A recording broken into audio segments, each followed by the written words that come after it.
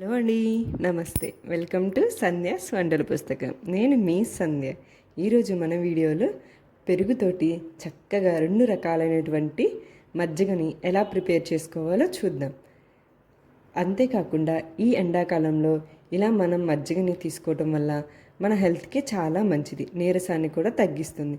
ముందుగా ఒక mixie jar తీసుకొని అందులోకి 1 కప్పు వరకు పెరుగు, అలాగే 1 కప్పు నీళ్ళని, అలాగే ఒక చిటికెడు ఉప్పుని తీసుకోండి.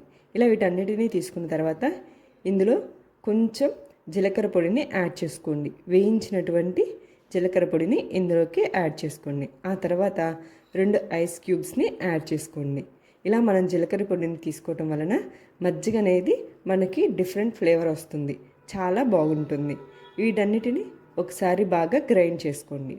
ఆ తర్వాత గ్లాస్ తీసుకొని అందులోకి ఒక ఐస్ క్యూబ్ని వేసుకొని ఇందాక మనం గ్రైండ్ చేసుకున్నటువంటి ఈ మజ్జిగని ఇందులోకి యాడ్ చేసేసుకోండి. అంతేనండి, చాలా చక్కగా 5 నిమిషాల్లో మజ్జిగ అనేది రెడీ. దీనిపైకి కొంచెం జీలకర్ర పొడిని వేసుకొని తాగేసేయండి. ఈ ఎండాకాలంలో చాలా చల్లగా ఉంటుంది. మనం లస్సీని ఏ విధంగా ప్రిపేర్ చేసుకోవాలో చూద్దాం. ఒక మిక్సీ జార్ తీసుకొని అందులోకి 1 కప్పు వరకు పెరుగు, అలాగే 1 కప్పు వరకు వాటర్ని తీసుకోండి. అలాగే రెండు ఐస్ క్యూబ్స్ని కూడా ఇందులోకి యాడ్ చేసుకోండి. ఆ తర్వాత 2 టేబుల్ స్పూన్ వరకు పంచదారని ఇందులోకి తీసుకోండి. ఇలా వీటన్నింటినీ తీసుకున్న తర్వాత ఒకసారి మిక్సీ వేసుకొని గ్రైండ్ చేసుకుందాం. ఇలా ఒకసారి మనం చక్కగా మిక్సీ జార్లోకి తీసుకొని మిక్సీ వేసేసుకుందాం.